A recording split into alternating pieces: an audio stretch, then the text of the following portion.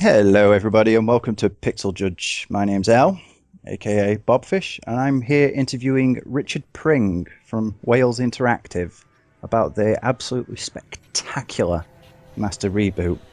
So, quick introductions, just tell us a little bit about yourself. How did somebody from Devon end up working in Wales? Quite an easy story actually. I went over to Glamorgan University. I'd done a BSc in computer programming and kind of like just stayed in Wales ever since, really. There wasn't particularly an industry here, so it just seemed natural to create it after working around for a few media companies. Makes a lot of sense. So, what about the company as a whole? How many other people are involved with it?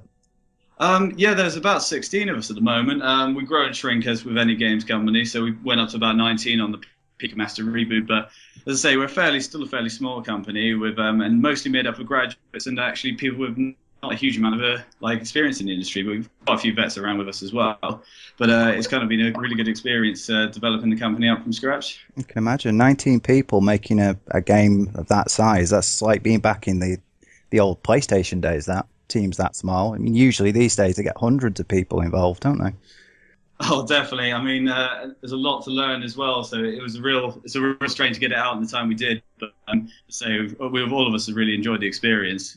Well, it certainly shows through with the quality of what you've made. I'll say that much. As you can tell, we absolutely loved the game. So we're just wondering, how exactly did you come up with the idea of Master Reboot itself? You know, the whole digitalization of souls, the shared memories, that kind of thing. Yeah, that was actually a conversation with two of the designers, actually, Sarah Crossman and David Banner. It was kind of, Sorry to interrupt. Did you say David Banner? yeah, the Hulk. Yeah, Yeah, he Bill gets Bixby. quite a lot. Yeah, Sorry to he's interrupt too. That just tickled me.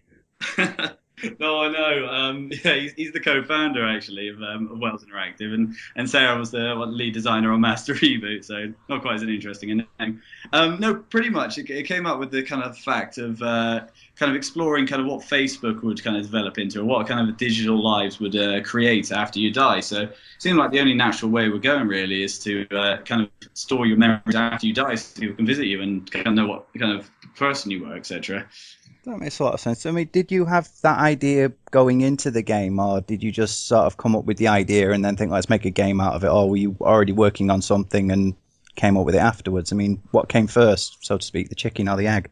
Well, it was kind of the idea which came first, really. It was pretty much just we're trying to think of something which really interested all of us, and kind of the question and the query of it was that seemed to kind of ring true with most of our developers here. It kind of everyone was interested in trying to answer that, and kind of a digital world especially, and it's because we're quite a new team as well, and all kind of we didn't want to try and do hyper realistic because obviously we don't haven't got the time or the resources to do all that. So kind of a digital world really suited us because we could really tailor and make a really good looking stylistic game out of it.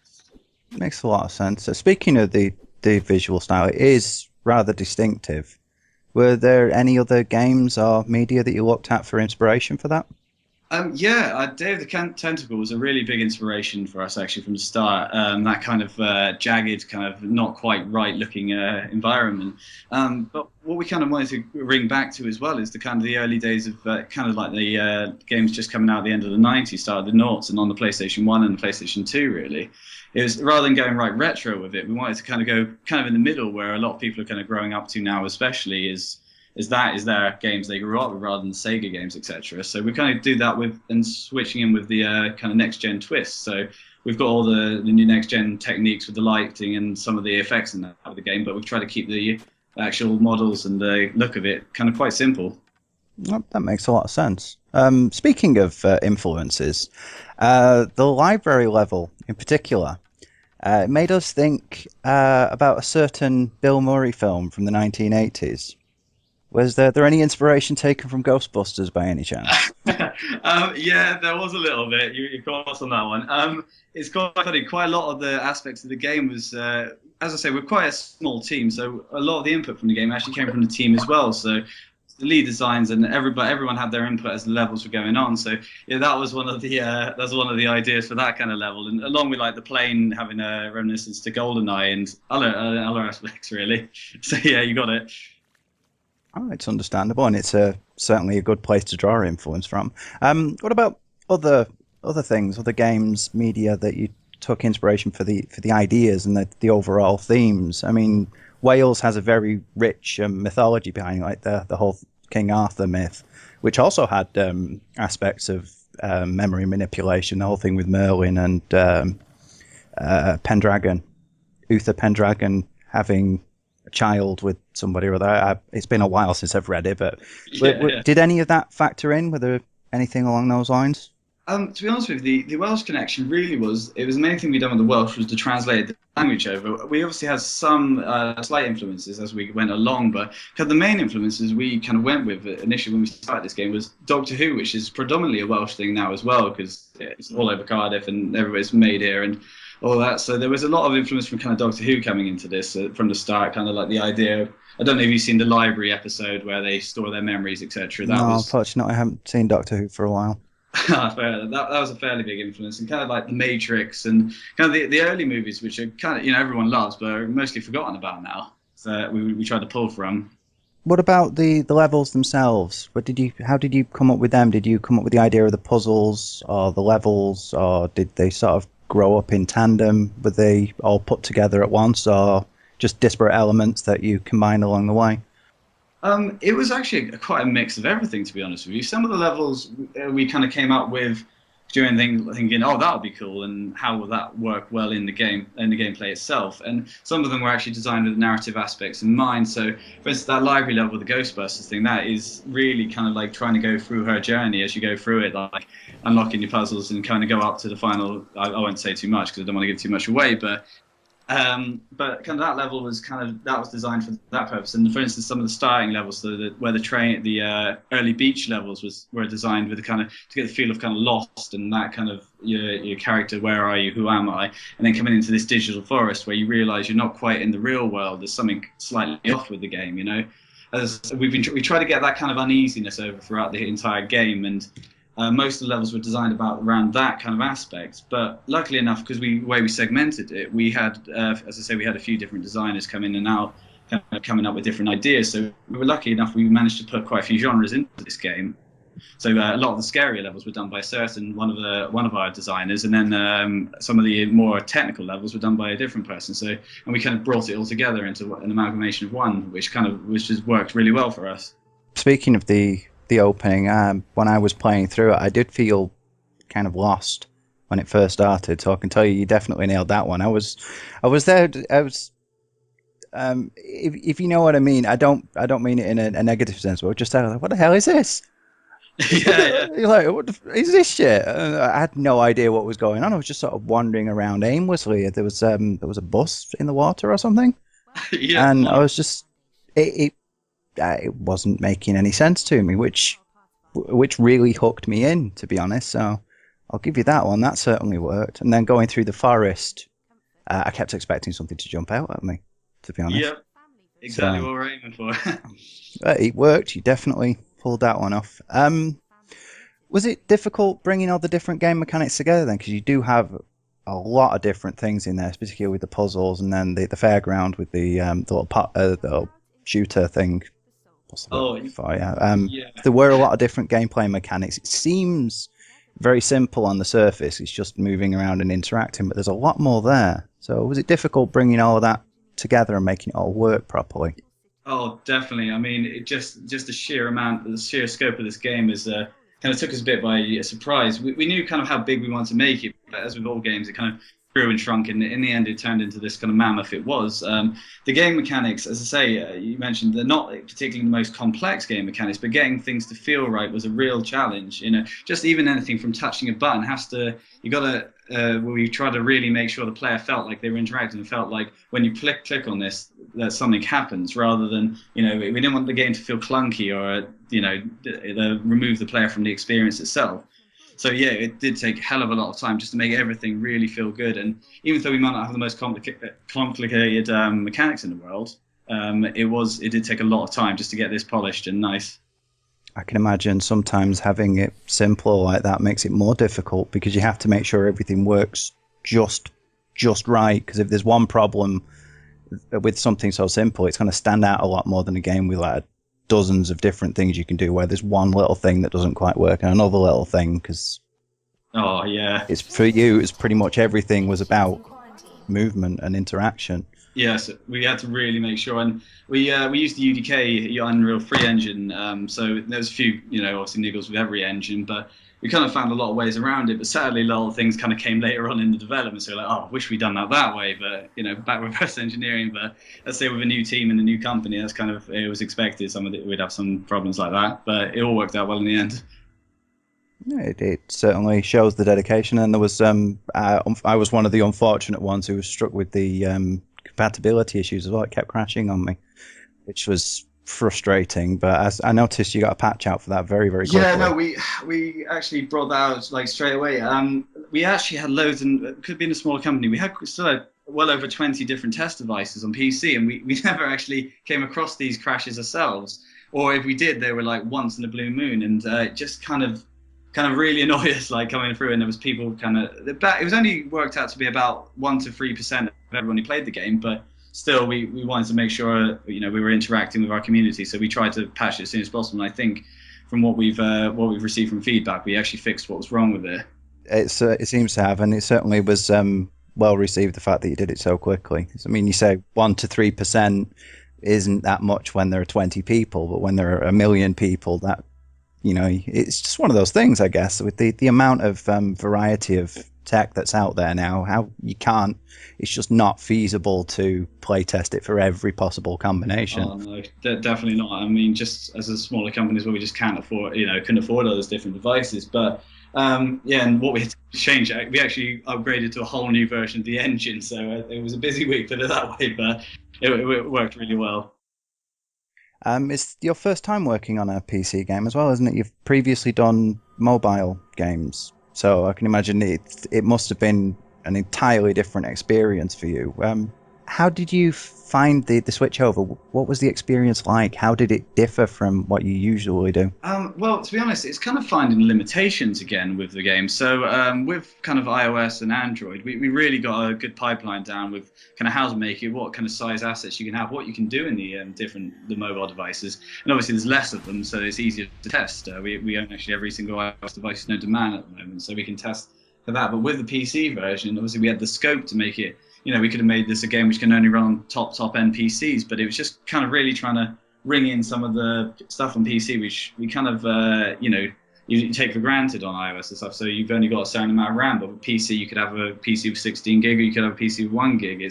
So we just had to try and decide what our minimum spec was, do it that way. And also, we are actually developing the PS3 version alongside this. So that was a whole nother kettle of fish. So we didn't want to do a totally different version for that. So we had to take that into consideration while making the PC ones.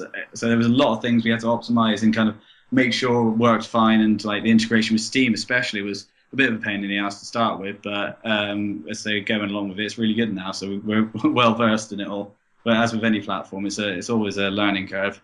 I can imagine, and you certainly jumped in with both feet, so to speak, right in at the deep end. So you said that you started off with the minimum, so you built it from the lowest end first, and then enhanced, put over the top, so to speak. Yeah, it's funny enough. Even though the game does look quite simple in terms of polygon counts and that, it was really from the earlier version was really straining on some computers just for the kind of way we were doing effects, etc. So as I say again, because of when you were a team, it's kind of learning this through. So just ways, there was a water effect which was dropping one of the later levels down to 5 FPS. It's one of those things. I remember going a bit lateral a few years ago now. Somebody was talking about fear, the first Fear running on computers. That was notorious for being a system hog.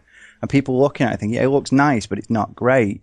What they didn't realize is the thing that was really killing people was every time there was a light source, it calculated the lights 3 times from the player's perspective, from the enemy's perspective, and from your perspective. So every time there was another character, it added another 3 on top. A lot of people don't seem to realize it's not just the polygon count. There are so many other things, physics in particular, I imagine, can really kill that. And then you get specular lighting and lighting and stuff. Specular lighting? I know what I mean. Mist effects and all those kind of things. Is that I noticed they weren't as visible as they would be in some games, but that particularly in the forest, I noticed that they were a lot more subtle, but they were definitely there and really helped build the atmosphere. Oh yeah, I mean, as I say, that's the forest level is actually one of the last levels we did. So, funnily enough, right, even though it's at the start of the game, it was one of the later levels we worked on. So, a lot of the techniques we've been learning throughout some of the other levels, we could apply directly to that. And yeah, just really found subtlety was the best with most of it. You know, we didn't need to go giant explosions, etc. It was just kind of the subtle things really worked well in early testing. So, it's kind of what we tried Well, to but they implement. would for a game like that. I mean, big explosions are very pretty, but they wouldn't really fit the tone. So it was a lot more. It was a lot No. more subtle as a game. It made me think a lot more, which I always appreciate. I like to feel smart after I played a game. Uh, Trying to puzzle Yeah, through everything, I was making predictions about what was going on along the way. It was fascinating. It was a fascinating story. oh, it's exactly what we're aiming for, really. As I say, we've had kind of mixed reviews with the story aspect of it, but most people seem to be really quite happy the fact they kind of find the story themselves, because there is a story in there for everyone to find, and not everyone will come up with the same thing at the end, and it's kind of what we love as well, because sometimes we've had conversations on the Steam forums and other forums where we see people talking about the game and saying, "Oh, I think it was this," and I'm like, "Oh, that's a good idea. It's probably better than what we thought." But but it's really good. Everyone kind of has their own comes out of it their own kind of feeling of the game, and that's what we kind Yeah, of it makes wanted. things a bit more open ended, more of an experience, more of a personal experience if you look at it that way. It's I can understand some people they do want the series of linear events with the cutscenes that explain everything to them. Some people are just like that, which is why I actually said when I was writing the review that there would be some people out there who would be saying it's not even a game. Like you get, but for those who do appreciate it, there's a lot more there under the surface.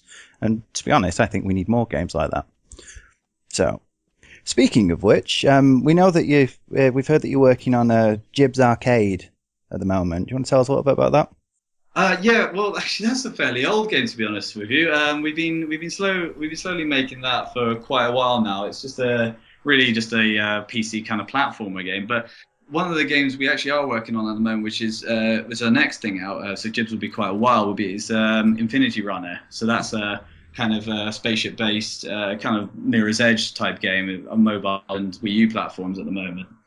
So yeah, that's something we're kind of taking a quick break from Master Reboot for a couple of months, let the team kind of calm down a bit until seeing where everything goes. But at the moment, it also looks like we probably will be doing Master Reboot 2 sometime in the next year. So That's what we were really hoping for.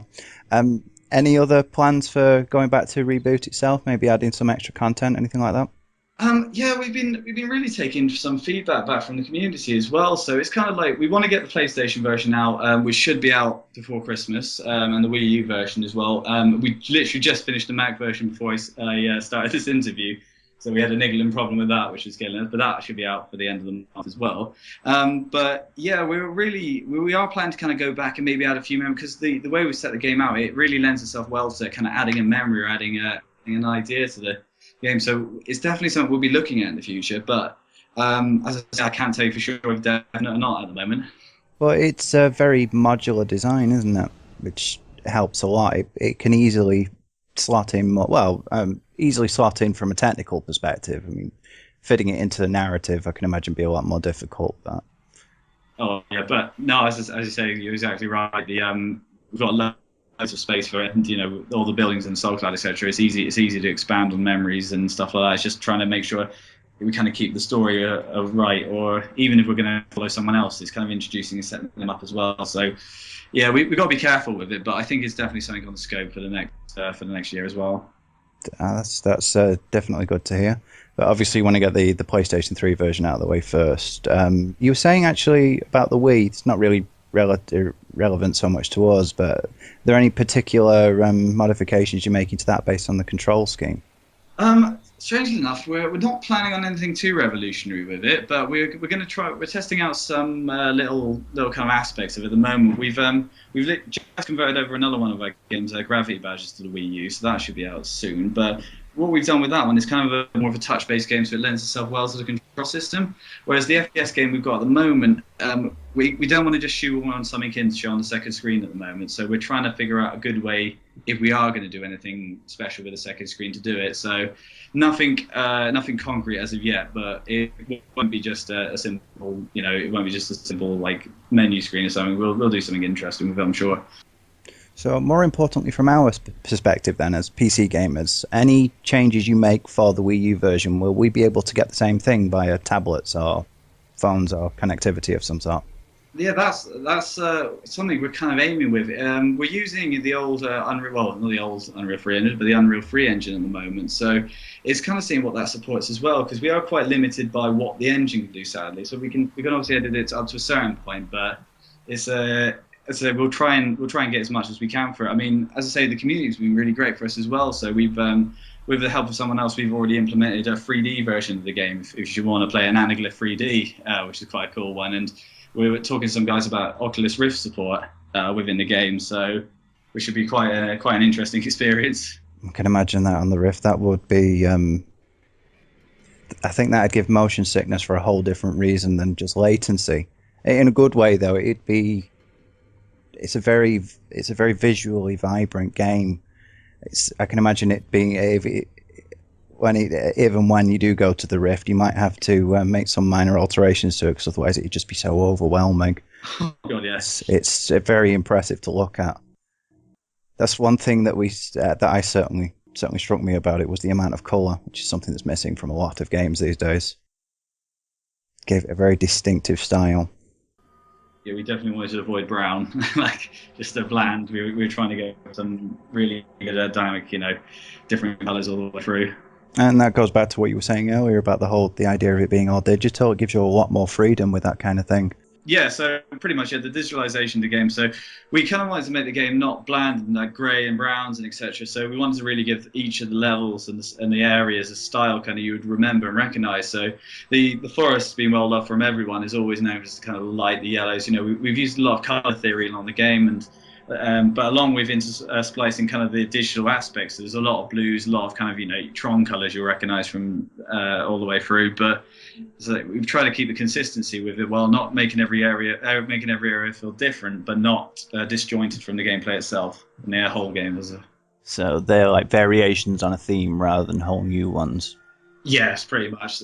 Speaking of Tron, actually, I remember when or as I see it, when you first go into the simulation as such, and you cross that bridge with the train going across underneath, or whatever it was, that definitely brought Tron to mind for me. I can't remember what they're called, those big N-shaped things that they had. Yeah, no, I remember the ones. The shape of the track itself put me in mind of that. Yeah, it's exactly what we're kind of going for. So once you get to that point in the game, we really wanted to kind of, if anyone hadn't quite got it from everything before, we wanted to kind of hammer home the point that everything is not quite right, and something is definitely wrong here. You are not in the real world so much. Something's off. So that's what we're going for. So we wanted to kind of throw in the digital aspects of it. Speaking of colours, though, I noticed that each area sort of had one major colour that sort of represented it. It's like, the opening area there was very blue, and the school I remember being a bit more muted, a bit more pastel. It kind of put me in mind of some of the older comic styles, where they'd have like one colour for an entire page. Was there any influence taken from old comics? Yes, definitely. There was our concept artist. He's been around for a long time, and he always brings stuff up. It's not so being the technical director of the things, and I obviously had a lot to do with the design as well. But it was more down to his discretion, kind of what he wanted to do color wise, and we all looked and thought, yeah, we really love this kind of style, and he was always referencing stuff. Not everything I actually knew what he was referencing, but it's obviously worked well for other people as well. Well, it's made each individual area stand out. It reminded me of what I'm not sure who it was, but what they did with the Crow City of Angels. If you remember, they had the color filters on everything in that. Oh yeah, no, I do. Yeah. Because with it being a comic book adaptation, they wanted to make it feel a lot more like a comic, which is why he goes to certain areas and everything's orange, and other areas everything's green. It's something I've noticed a lot of horror films tend to do. The Saw films in particular, they have this little green tint over everything. It makes everything just look that little bit sharper. Yeah, definitely. I mean, the color theory of it all, we always try and use the basics of it. But as I say, we've gone a bit above and beyond that these days to try and give each area a certain feel to it. Up and above just the usual, blue is digital, yellow is hope kind of things. It's something a lot of people don't seem to appreciate, especially these days, because it's all about graphical fidelity now, making it look really impressive. And the way I've always looked at it is people are always trying to look how good it is, rather than look how real it is or look how interesting it is. They're just trying to show off that this is how many polygons we can get here. Look at the animations and stuff, and it doesn't always. Well, pretty graphics does not a good game make. You need more than just that, which was Definitely very refreshing to see with them doing something more interesting, more eye-catching, rather than trying to shove it all in our face with the like we have like 4K resolution, we have 12K resolution. It's make it interesting, which you certainly did. Yeah, no, it's definitely something we really didn't want to just go down that route. We kind of found it a bit boring. If we want to make a box look like a box, we could do that. Artists can do that, but we wanted to go for something different. So I'm glad everyone's enjoying it. I think we'll finish off though with the most important question, the one that everybody needs an answer to. What's the deal with the ducks? And why are they blue? Right, quite an interesting story, the ducks actually. Kind of we were going to on the early stages of the game we were trying to figure out ways to kind of portray memories, etc. We didn't want just your classic picking up a note and that's what's doing it. So funnily enough, one of our programmers actually has a duck beside him, so he uses this duck to talk to when he's got difficult problems. So we kind of use that, a bit of a piss take of him, but a bit of a piss take around of kind of like, so the duck kind of tells you information. So that's where it kind of came from, really. The whole idea of the ducks. Well, I remember seeing, was it the childhood memories when you go through the mirror and everything was massive in there, and I came across that massive duck. That was actually oddly terrifying. I know they are quite scary things. I don't know if you remember the end of the fairground memory with the kind of the duck kind of walkway where you're in the dark and they appear. That's always one of the scarier bits for me. I don't know why. It just feels very unnerving. It's just because it's something so. Well, we think of rubber ducks as being so. What's the word I'm looking for? Not asinine. They're just kind of plain and unassuming, but they're in this a very normal, everyday thing in this very unusual environment. Yeah, they work really well. And what I don't know if you noticed throughout the game was some of them actually follow you where they're looking. So they'll actually follow the character around and always look straight at you in different places. Yeah, I did spot that actually. It added to the sense of being watched. But why were they blue though? It was pretty much the kind of the digital side of things, really. We were trying to kind of make them stand out from the. We didn't want, like, for the way we done the narrative, we didn't want everyone to find every single duck. Some of them we placed in positions where they would be easier to find, but we wanted them able to find them, but not too like standing out from the whole environment. So really, the blue color was more of a choice of kind of digital world and to kind of make them stand out a tiny bit, but not too much from the rest of the crowd. That makes sense. There was one other thing actually I forgot to mention. Having everything in Welsh. Was that just because you were from Wales, or was it something more because of the characters from Wales? No, it was actually kind of the Welsh games industry. Well, it's a tiny industry compared to England alone, but worldwide it's a minute. But it's really kind of trying to make a more of a stand on the map for Wales, especially. We actually partnered up with S4C, which is the Welsh TV channel. So they actually helped to fund this game and helped get it off the ground. So and part of that was we wanted to make something really in Welsh and kind of try and see like what the demographic is. So it's more of the fact it's in Welsh if you want to play it in Welsh. We're not kind of throwing it down anyone's face like, oh, and play this in Welsh, it'll be the best thing ever. But it's more of the fact if you do want to play it in Welsh, that's an option there, and no other game has ever done that before. So rather than other than subtitles, but ours is a full conversion. So. No, I can't say I've ever come across a game in Welsh before. I know one that's in Irish Gaelic, Montague's Mount, that was just released actually, but I've never come across one in Welsh before. No, I mean, it's, as I say, yeah, it seems to have gone down really well. And none of us actually in the office can speak Welsh, so we had to get in a separate translator for that, just to make sure we weren't putting in anything wrong. So it was an interesting experience, anyway, translating. I can imagine. Despite what people think, Welsh is still a very widely used language. I mean, I'm in England, and phone boxes. They have the Welsh instructions there as well. Oh, fair enough. When you phone up most organisations, most government organisations, they actually ask you if you want to go through to a Welsh interpreter. Oh no, I mean it is getting bigger and bigger, and it's definitely a push in Wales just generally to get the language more known and kind of out there. So I'm glad it's kind of making an impact on a PC game, and it's fairly big one. Definitely an interesting way of doing it. Anyway, I think that covers everything. I can't think of anything. Is there anything like you'd like to add before we finish up? No, not really. I mean, only probably just to say the Mac one should be out by the time, I guess, by the time this is out. So if any of you guys want to play on that as well. But thanks for the interview, really, and I'm glad you guys enjoyed the game. Oh, it's fantastic, and we really do look forward to seeing more as soon as possible. But don't work yourselves out. Quality rather than quantity. Yeah, no worries. Well, as I say, we're taking a break up to Christmas on some other things, but straight after that, we'll be back on it, I'm sure. Fantastic. Well, thank you very much for your time. It's been a pleasure. Oh, thank you very much. Cheers. And you take care now. Thanks. Bye.